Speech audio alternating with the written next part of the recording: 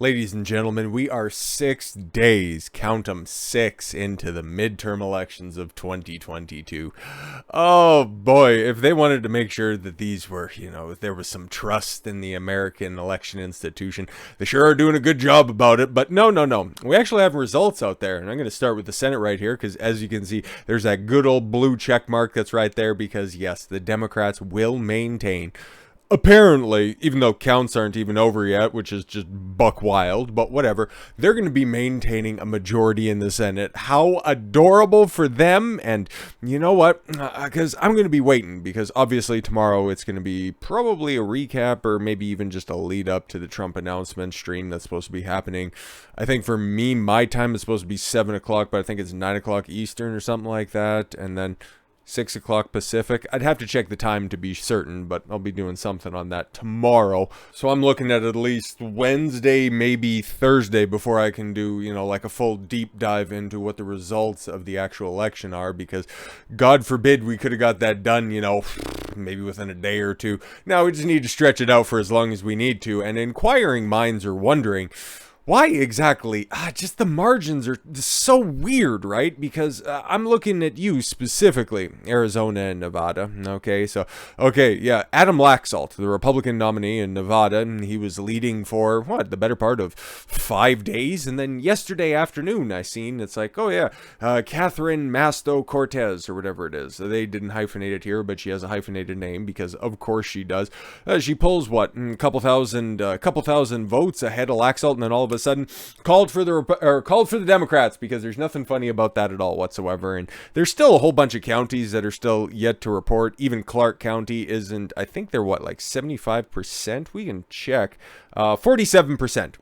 47% out. And as you can see, very blue state that they have out there in Nevada, the place they call the Silver State. Yep, that's kind of emblematic of what's going on out there in the wild, wild west. But no, Democrat pulled ahead in that race, therefore it's been called. And then the one that was a little bit further out, and the margins have kind of stayed exactly the same on this one, which is just kind of odd. And I think they officially called it for Mark Kelly. There's no way the Blake Masters is going to be catching up with that one. Okay, 5 percentage points out, over 130,000 votes.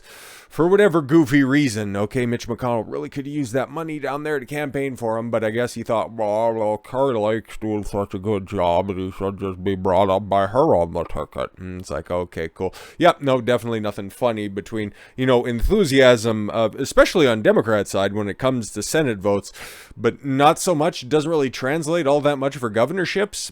Just fucking weird. But before we transition off from the Senate, though, big shout out to Kelly Tishibaka, who is still holding a lead over Murkowski. But I'm totally okay, because this is just the wild, wild, wild west of elections right now. I totally anticipate Murkowski to just find 5,000 votes somewhere, and it's like, oh my god, I'm going to be a senator again. Isn't this great? But regardless, now going over to the House here for a second, because we got some other elections, or some races that have been called. One that I'm just kind of big sad about, and it should probably be going to a recount, because that's a thin margin. Joe Kent, it looks like he's lost, which is just kind of just big sad to begin with. But as you can see, there's a bunch of places where it's still leaning, because even out in Maine, Portland, Maine, or Portland, Oregon, you say, well, they still can't even get all their votes regardless of where they're at. But out there in Maine, they're still only 93% in, which is weird. California couldn't even count half of the votes that are out there, but you guys have a bunch of House seats that need to be don't worry about that. And then Lauren Boebert, who finally pulled ahead, definitively ahead of Adam Fritsch, which is just a terrible last name. No offense to the illustrious line of Fritches that are out there. Just the name of a starting lineman if I've ever heard one. But over 95% of the vote has been in for a couple of days at this point, and no, it's still just leaning. It's like Boebert might pull it out, I don't know, but that one's probably, more than likely, you're looking at 1,100 votes to decide that election right there. Oh, it's going to a recount, and for a long time it was stuck on a 62 vote difference. Holy fuck, this, I'm pretty sure this election, the results, we're probably not going to figure everything out, and especially with the runoff that's going to be happening in Georgia for the Senate, for, I don't know, just to see how much, if Kamala Harris is going to cackle her fat fucking ankles down to the Senate, or to the Senate chambers in order to cast the tiebreaker vote for the next 2 years, or if it's not going to be needed, if Raphael Warnock is going to just be there full time once again, or if Herschel Walker is just going to be out there just babbling about some nonsense. But I like him, but best Senate candidate? Come on now. He's popular in Georgia, though, but apparently not that popular. We'll see what happens on the 6th, because that's when another election's going to be, and I'm sure we'll find out the results of that by Christmas. Sure, who fucking knows at this point in time. But as for the governors, like I was saying before, it's like the enthusiasm from the Senate really doesn't translate to the governorship, at least for Democrats that are out there, because that's a full percentage point and a half and several thousand more votes for the Republican over that one. That's very interesting, because you got 95% of the vote, even though you take a look at the count, okay, and we can just take a look at Clark County, because you got 47.62%. It's like, okay, we reserve the right, but you still called it for Joe Lombardo. 488,000 votes. But then for the Senate, okay, Republican, okay, only 7,000 drop off, but 400 and so you're telling, and again, okay, I don't want to, tread too far over there. That'd be more of a topic to discuss when I'm over on Rumble, but I've got questions, and considering the largest county in Nevada hasn't even counted half of their votes yet, how can you definitively make a call one way or another? Not that I'm saying, we should elongate this out any further before you can, call a definitive winner, but I'm old enough to remember when there used to be election results on the night of, and then if there were any additional ballots to be counted, it would just be a couple of hundred maybe over the course of the next couple of days, Alaska aside, all of which in total wouldn't really matter to the grand scheme of things, okay? And that was all the way back in the likes of 2018 and 2016. But the one election that is still out right now, and 95% of the I don't even get that, because you take a look specifically at the different locations, like the most complete the most complete vote is Mohave County at 56%, and then you got the rest of this stuff like nobody's 35% in Apache County, okay, and 46 in Pima County, okay, Santa Cruz, but even Maricopa County, the pride of Arizona itself, still only at 49% of the vote is actually counted. Are they doing it? Are they tabulating the ballots with fucking kindergartners out there? But for Christ almighty, who knows? Again, that might be another one of those results that we find out this time next year. Not entirely sure, because it's obviously going to be disputed, because guess who's in control of this election right here? Okay, you might know the answer, okay, if you were, you've been hanging out for a long time, and whenever there's an election dispute, okay, there's a couple of people that are asked to clarify the position and what goes on within the specific state, okay, especially whenever leaked audio, very funny about that, really got to the bottom of that, of Georgia during 2020. Okay, President Trump was calling in to discuss with some of his lawyers, okay, what's actually going on here. That was completely taken out of context. We listened to the entire phone call. The video got magically deleted off of YouTube because too many truths that were being told. But whatever, the lie is a lot more salacious, and it's led to a big congressional investigation in the state of Georgia. Who gives a shit? But who was on the other side of that phone call from President Trump and his legal team?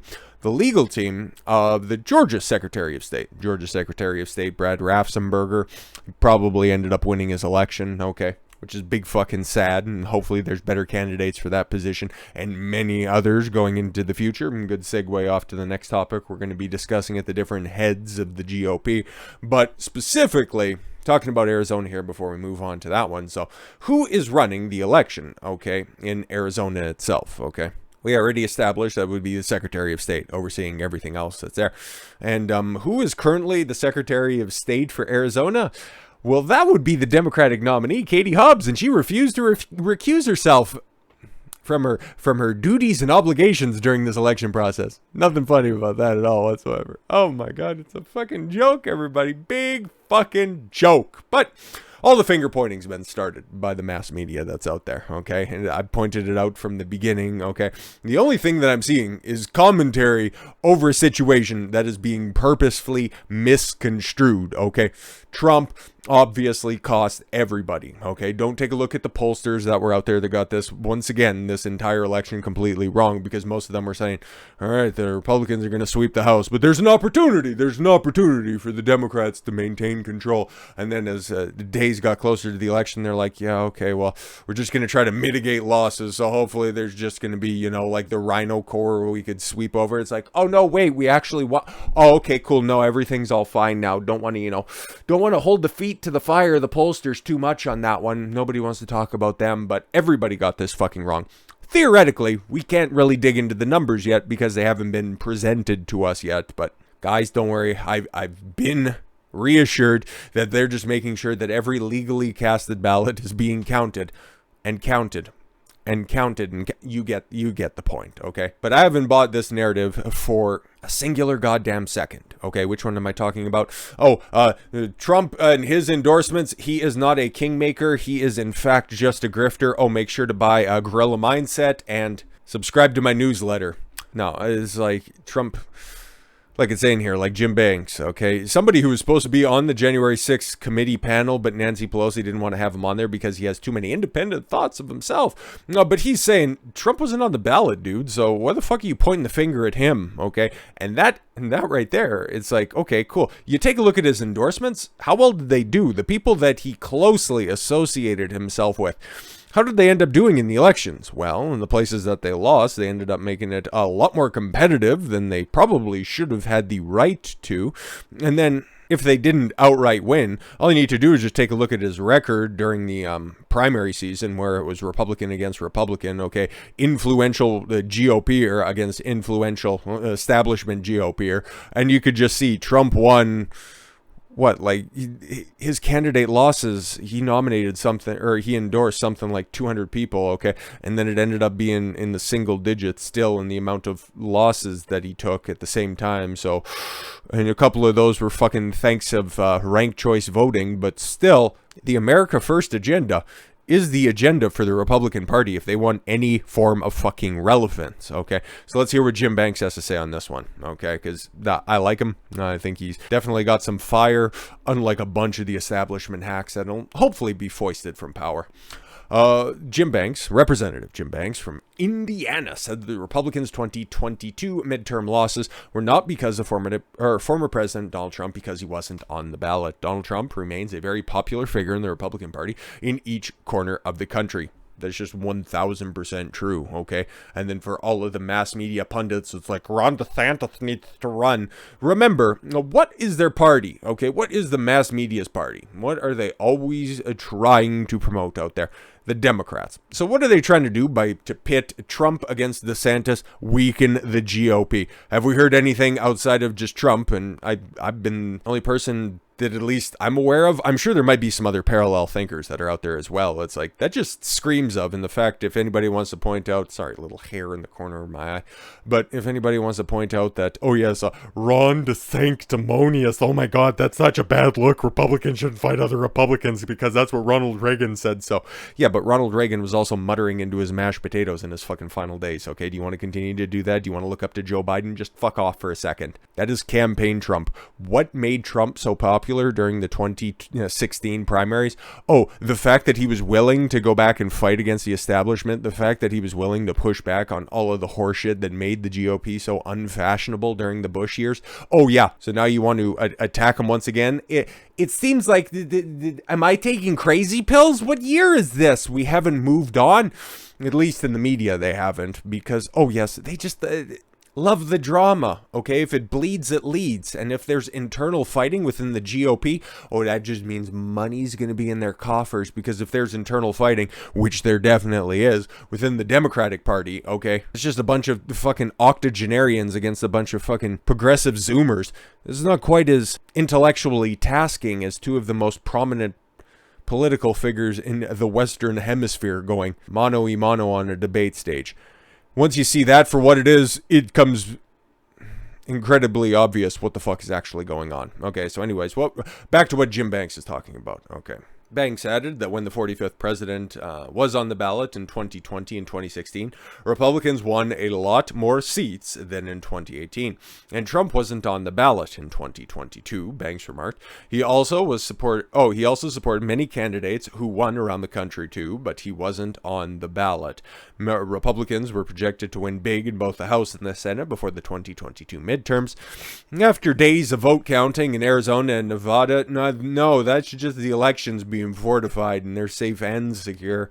Events that were similar to the aftermath of the 2020 elections. Yes, the most safe and secure election of all time. I agree. Races were called for incumbent senators Kathleen Cortez Masto and Mark Kelly. Giving Democrats the majority in the upper chamber, a runoff race is still set for the Georgia Senate seat on December 6th. So let's just say, okay, and before there's any other evidence to the contrary, everything was all on the up and up for the midterm elections. Once eventually the counts end up getting finished, we'll have a clearer picture of how everything pans out. I already have a video that's already cooking on this one that shows that there was a certain voting bloc that's out there, and the fact that the Democrats pandered exclusively to them is one of the biggest reasons why they had such an overwhelming buttress of support from one demographic, the single largest voting bloc that's out there. But that'll be coming up soon enough, okay? I just want to say, okay, what does the GOP want to do moving forward? Okay, if you guys were supposed to win big and that you didn't, okay, normally, like if we were to use a sports analogy on this one, and I always think that it's apt because what's the other saying that's around there? Politics is sports for ugly people. Yeah, no, okay, so whenever there's a gigantic loss, okay, whenever there's a season that ends to gigantic disappointment, what happens? The head coach normally goes, the offensive coordinator, defensive coordinator, special teams coach, the GM, maybe big stars end up getting switched out for new ones, okay? There's normally a giant teardown that happens in order to field a more competitive product the next year. So, case in point, there was supposed to be a gigantic win, the red wave, the red tsunami, okay? The Republicans were just supposed to sweep in on the back of Joe Biden's ineptitude, but nope, the United States population thought that Joe Biden was doing such a good job, they decided to elect his doppelganger to Pennsylvania Senate. Fucking oof. But regardless, you can't cry over spilt milk. That shit has already happened. How do you move forward appropriately? Well, our good old friend Josh Hawley there just decided to, well, have a nuclear take that is, well, completely right over the fucking mark, if you ask me.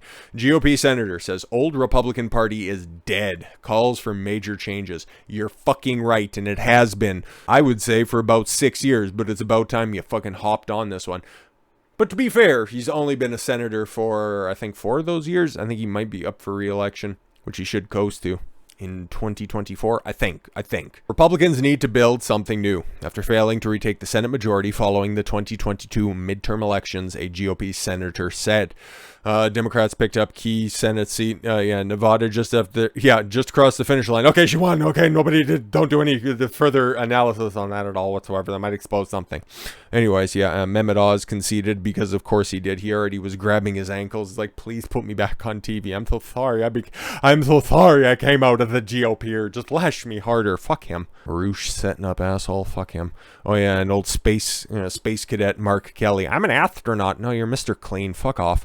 The old party is dead. Time to bury it. Build something new. Senator Josh Hawley wrote on social media a day before. Hawley said Republican Senate leaders are failing to back initiatives that are supported by their voters. Yep. Because I talked about this. There's a video that I released, okay? I think it was back in the blip when I was cut out on YouTube, but it still went out as scheduled on Rumble, and it should be out by now, I'm pretty sure, okay? If the GOP loses, they only have themselves to blame, is what the title of it was, or at least that's what's on the thumbnail. I just remember it's all of those rhinos just circled around the podium with Mitch McConnell right there on the top. There is bifurcated messaging that comes from GOP leadership, okay? Now, the GOP leadership wanted to run on the fact that, hey, Joe Biden's really bad, isn't that funny? Vote Republican. That shit doesn't fucking work. You have to have your own platform, okay? Take a look at the other victories that have happened in the preceding years. Why did those candidates win? Why did Glenn Youngkin, okay, and his improbable Republican sweep where they took the governorship, the lieutenant governorship, and then also the attorney generalship in the suburb of Washington, D.C. How did they flip that state? Because they honed in on culture war issues, okay? There's trannies coming into your schools, indoctrinating your kids, and that mobilized everybody in the state. Oh, we don't want that at all. We got to go to the polls and we need to change that stuff. I'm not trying to underplay that issue, okay? That's a big fucking problem. Indoctrination that happens in public school systems is fucking atrocious, okay? But that got people to be mobilized, not just going, hey, have you seen the latest Joe Biden gaffe? It was funny how he mixed up countries, right? Can you believe he's a president? Half of the country is diametrically opposed to the Republican platform. Do you think mocking him would make anybody fucking care? Because your base already just looks at Biden and it's like, Christ, I'll fucking 81 million votes, huh? Yep, that's why there's inside jokes on every fucking social media platform wherever conservatives have the opportunity to commingle, okay? They know Joe Biden sucks. You don't have to run your entire platform on it. You know what Republicans actually want? You know what conservative-minded people actually want? For you to take the fight back to the fucking power. If you would have ran on that platform, hey, it almost sounds like an America First platform, you would have had more support, okay? You could have hopped over, I can't say but I want to because my YouTube is so great and all that stuff. You could have just completely fucking whitewashed everybody at the ballot box. You could have swept a victory. It didn't matter how long they took to count the votes. You still would have fucking won at the end of the day if you would have honed in on what actually mobilizes the fucking voters. And Mitch McConnell didn't want to do that. He didn't want to fund Senate seats from people that he didn't nominate, people that he didn't handpick, okay, in Arizona and in New Hampshire. Two very vulnerable seats, things that could have been won, but nope, decided to pull funding. Nope, didn't want to go out there and campaign for him. Nope, didn't want to make them national candidates. Of course, that landed on the back of the guy who's not on the fucking ballot, the guy who's personally funding everything. Not saying that he's perfect, also not saying he's not the fucking establishment at this point. You only have yourselves to blame on this one. You know what you should do appropriately? Kneel down and fucking bow out, Mitch. And that's what's going to be happening, whether you like it or not, because there's how many different people in the Senate saying, we're going to have to postpone. We're going to have to postpone this leadership vote here until we can figure out what the fuck to do going forward, okay? And again, this was one of the people that I was talking about. I would love to see him leader of the Senate. He had a couple of wonky takes when it came to Ukraine to begin with, but I think he's kind of smartened up. He's like, how many fucking billionaire were sending over there? And you guys were bitching and moaning and whining and complaining about the wall, and then also sending out $600 stimulus checks. All right, bet. The battle is coming to your fucking door. Talking about Josh Hawley, okay? But who else has come out and said, oh yeah, Rick Scott, Marco Rubio, even old Mr. Lindsay, he decided like we should really hold off on that leadership vote, y'all. I haven't got my new dress in, but I want to be tardy to this here vote here soon, but we should really hold off on it. No, what's clear is there needs to be changes in the Senate and then also in the House as well, and God bless Andy Biggs. He's kind of a spurg, but he's a hilarious spurg and would be one hell of a great leader in the House, okay? Because guess what? Kevin McCarthy isn't exactly a shoo-in to be the Speaker of the House. If the Republicans, who knows, whenever this vote ends up, whenever they get around to finish counting all of the fucking ballots, it's not even certain that Republicans are going to have the House anymore. Fucking bonkers wild, and nobody cares about it because we already moved on to, oh, haven't you seen what Elon Musk is doing on Twitter? It sure is funny right now. Nah, he's got that Twitter blue and that's weird, and he's pausing it. Everybody's just moved on to something else. Meanwhile, the rest of us are like, you know, democracy's like fucking crumbling and smoldering behind our very eyes, and oh my god, Trump's going to be announcing tomorrow, and you know how much of a Hitler he is, so that'll stoke the media outrage, and then just these counts will go on behind closed doors, and everybody will just be like, wow, big Democratic Congress coming in, the 119th Congress. It sure is. Yeah, it sure is weird. Everybody around here, yep, no, nothing to see here, of course. No, leadership changes, not just in the Senate, but also in the House, because Kevin McCarthy, oh yeah, he's made a couple of stops down there at Mar-a-Lago. He said a couple of right things, but that guy is still as much as an establishment hack as fucking anybody else, okay? Joe Kent would have been a beautiful addition to the America First caucus. You're letting Lauren Boebert fucking sweat one of the most popular, influential, and talked about members of Congress. Like, I know MTG gets a lot of fucking stroke, and she's a bit of a fucking nutcase, but Lauren Boebert has the ability to be the right's AOC. I think that Boebert's probably 1,000 times smarter than AOC, because she just kind of drifts on the fact that, people used to want to fuck her about a decade ago, and she kind of has the politics of Anita Sarkeesian and the thought process of your just random explore page bitch on Instagram. But Boebert has the ability to be that popular of a figure, so to think that Kevin McCarthy let it get within a fraction of a percentage point that she would be losing her position in Congress, the exact same thing that you let happen in Madison Cawthorn, because that's an entire, bucket of worms that, hey, deserves to be looked at in the future. But even still, remember when Matt Gaetz was going through all this shit? Where was Kevin McCarthy in that one? Oh, just kind of stand backwards, okay? Even Elise Stefanik, okay, the lady who replaced Liz Cheney as number 2. I forget the official title that she has, but she's right up there, okay? She's the heartbeat away from House minority leadership, okay? She's come out and endorsed Trump for 2024, okay? She's at least planted her flag in the fucking ground and said, this is the hill I'm going to die on. I have a little bit more respect for her. I definitely have respect for Andy Biggs here. There's a lot of based representatives coming out of Arizona, and that's why I'm seeing what the fuck is going on in Arizona, and these guys are actually speaking up on this stuff. So, and he wants to launch a leadership bid because there's going to be some tumultuous shit going on within the GOP leading up to the next session of Congress after everybody gets sworn in. Ooh, not even from a content standpoint, okay? I just want to see, an actual wholesale change here, because there's the people at the bottom, okay? Because this movement has been going on for a long fucking time. You can trace its origins back to 2010 with the Tea Party, okay? And then guess what? All of the same people that are at the top were at the top back then, and nothing fucking changed. But now you actually have a whole bunch of people in there, people who are representative of the movement and the will of the people that are out there, have elected these people, and now they have a shot to taking over the leadership to actually affect long-term change within the GOP. That's what Trump tried to do with his first fucking term, but unfortunately there was too many snakes in this deep swamp. Mitch McConnell, oh, definitely one. Kevin McCarthy, bet your sweet ass it is. But anyways, on November 14th, Andy Biggs appeared to hint at the possibility he might run against House Minority Leader Kevin McCarthy to become the next Speaker of the House amid reports that the Arizona congressman is weighing a leadership challenge. In response to the Epoch Times inquiry whether Biggs would challenge McCarthy for House speakership, Biggs' office sent an email: the Speaker doesn't have 218 votes. There will be an alternative challenger. Coming came as the House GOP is slated to hold leadership elections on November 15th. Fucking tomorrow. Maybe that'll be the video to lead into the Trump stuff. We'll see. While McCarthy needs only a simple majority for the vote to become the Republican nominee for the Speaker, House speakership won't be confirmed until the next Congress is in session in January. Yes, of course, we know that. When any candidate will have to get 218 votes on the floor to claim the gavel. Biggs, a highly influential member of the conservative House Freedom Caucus, just won re-election for the 4th term in Congress. He's among the most conservative members of the House and has been vocal in voicing dissatisfaction with the status quo in the aftermath of the GOP's lackluster performance in the midterms. Meanwhile, Kevin McCarthy is, American socialism and lower taxes.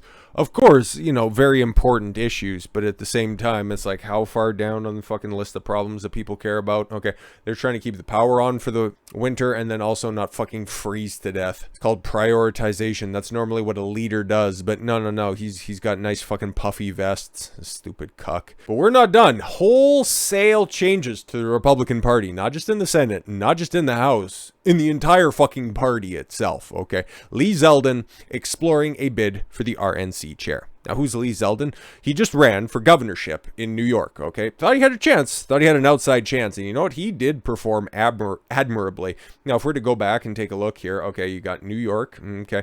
Yeah, and Kathy Hochul, for whatever fucking reason, she won re-election by 5 points, which is Yeah, that's pretty depressing, because let's take a look at the last time. And I know it's not exactly an apples to apples comparison here, but okay. This is the last time the governorship was up for election. Okay, Andrew Cuomo was there, and yes, Andrew Cuomo was quite the cult of personality. That was him winning his third term, I do believe. I can't quite remember if he was going for his third term this time around or before he got Me Too'd. Not for the fact that he killed a bunch of old folks in the fucking, coof death factories that turned into the old folks' homes that were out there. No. It's because a couple of people didn't like his Italian sausage joke. God, you fuckers make me sick to my stomach. But he won re-election by over 13 points. Kathy Hochul barely pulled out 5, okay? Lee Zeldin, if the media would have ran with the fact that he got attacked with a fucking knife by a crazed Democratic supporter in fucking Buffalo. He was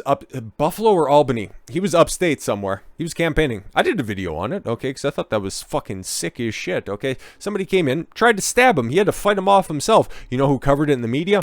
Nobody. It might have got a liner note or something like that. It might have been in the bottom third of somewhere, okay, and then it just, just kind of spun out of the news cycle. Kind of like how Brett Kavanaugh, Supreme Court Justice Brett Kavanaugh was almost assassinated in his fucking home. Nobody wanted to talk about that at all, okay? If that would have hit the news cycle, he might have even had a better chance. That might have been within a couple of percentage points instead of 5 percentage points. But he definitely overperformed expectations because it was never certain that he was going to win the governorship. It was always going to be close. It would be like, well, that's kind of like a Hail Mary. That would be one of those not too fantastical predictions for the 2022 midterms. It just would have been a bold prediction, okay? And he also is responsible for, I think for the first time in a long time, the state level. The Republicans took the House in Albany, New York. Okay, at the state level, Republicans have the majority. That's all because there was a charismatic leader at the top of the ballot. Wow, it's almost something that I've been talking about for a while, not even taking a look at election results. If you have charismatic leadership up at the top, you're going to have people that were just on the fence end up voting for your underlings because guess what? Oh, they like that Lee Zeldin guy? Oh, he's a Republican? Democrats have kind of fucked the entire state here for the past, decades, generations, really. Yeah, fuck it, I'll just give this guy a shot because I liked what Lee Zeldin was out there saying. He managed to pull that shit off, okay? And even you could take a look at this, and I didn't know this for certain, okay? You could take a look at that, midterm election right there, okay? Yeah, 5 points. 5 points Lee Zeldin lost by. Take a look at the Senate, okay? Chuck Schumer was up for re-election, and that motherfucker only won. It got way too close. Closer for comfort than I would have anticipated, because I didn't even hear who the fuck Joe Pinion is. I hope his middle name's something like Othello or something like that. That'd be fucking great. Joe Pinion. You get it? Get it? Ugh, it's late in the video. But Lee Zeldin was enough of a candidate in order to cut into deep blue New York City, the first one in a long time. I hope he's serious, and I hope that this isn't a rumor, because right up at the top there, okay, because the current chair of the RNC, Ronna Romney McDaniel, okay, the niece of Mitt Romney, shouldn't be anywhere near that fucking leadership because that bitch just decided to fundraise in 2020. Didn't actually help Trump with any of the legal challenges or anything like that. Didn't fucking do a goddamn thing. Just decided to stuff the coffers. Oh yeah, make sure to donate to the RNC to help President Trump, okay? How are you going to do that? We'll keep his seat ready. We'll help him out and stuff like that. What has she done in the convening 2 years? Has there been any lawyers hired in order to get to the bottom of what's going on in Nevada and Arizona? No. Has there been any intervention by the Republican Party in Nevada, Arizona, any of those other places?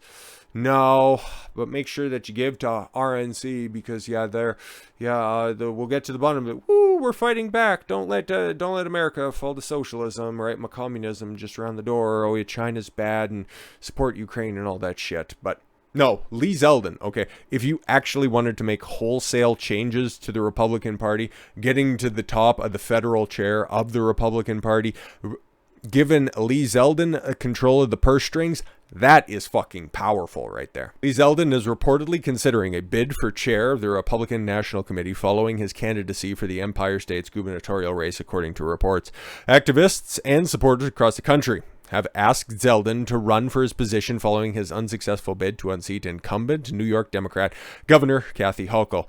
I won't hold that against him for the reasons that I previously explained. He gave it a valiant shot, and he got awful goddamn close. And according to Zeldin's media consultant, John Brabender, that sounds like a really weird avatar power. Anyways, the Republican is exploring the option. It's likely that he will at least explore it. He's fielding calls, talking to people, listening to them. But he has not gone beyond that. I'm going to say most of these things, okay, if the Republican Party, if they actually have some spine and they're going to wait for Donald Trump to make his announcement tomorrow that he's going to be running for president, and then after that they start to have all of these leadership votes, buddy, we'll see some changes. At least I'm thinking. That'll just give you a good idea of what's going to be happening. But all of that is hypothetical. I don't have any receipts to back that stuff up. All I have is what I've showed you so far. It remains unclear if current RNC chair Romney McDaniel or her co-chair Tommy Hicks, never heard of the fucker. He's probably, just Federalist societied up, will run for re-election. But Zeldin's consideration follows a relatively lackluster midterm election performance for Republicans, despite the fact the GOP had 6 million more votes than Democrats in House races. And that's eventually when we get, final totals out there. That's what I want to take a look at, because, again, I posited the idea that the country is now more polarized than it has ever fucking been, okay? The red-leaning places are even redder than before, okay? And the blue cities, they got super fucking blue, but then the outlying counties in those states, they got even redder, okay? There's a big old fucking problem right here, and a very easy way to capitalize on that stuff, but that's a topic for, eventually whenever this stuff gets done. Hopefully maybe I'll pencil that in for the New Year's Eve stuff. Anyways, while all signs point to the GOP taking the House, the Democrats maintain a slim majority in the Senate, with some Republicans are demanding change moving forward. I think who did I see posit this? I think it was Robert Barnes, or maybe he retweeted somebody. But he also said, okay, somebody should challenge for the leadership, Hawley, of the Senate, okay, and then flip Joe Manchin, because that's the only opportunity that that Joe Manchin's going to have to maintain a re-election campaign in ruby red West Virginia going forward, and then therefore make a de facto majority for the Republican Party. That would be pretty slick. I'm just saying, given the fact that West Virginia is very much a coal mining, natural resources state, and Joe Biden, John Fetterman, and the rest of the fucking cabal want to go ahead and cut the tits off of the natural gas and coal mining industry, yeah, he would definitely have a vested interest in fielding calls, at least. If anybody says the name Kirsten Sinema, I'm going to kick him right in the fucking box. Anyways, well, all signs point, yes, the GOP taking the House. Oh, here's what Tucker Carlson had to say.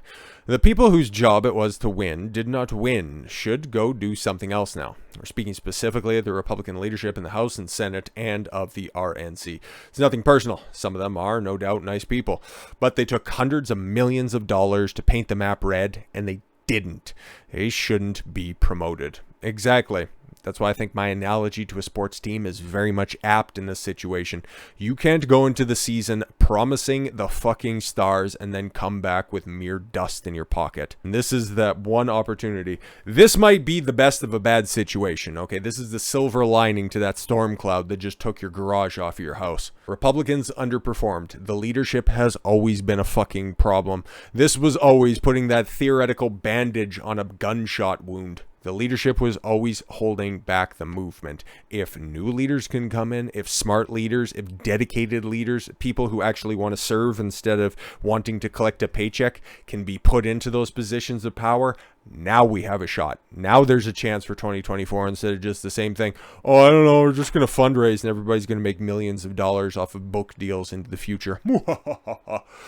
But we'll have to see, because it sounds like tomorrow is going to be a hell of a newsworthy day. So until then, everyone, I thank you all very much for the gift of your time. I've been Don Consuelo. I want you to follow your gut and get after it. Take care, everyone.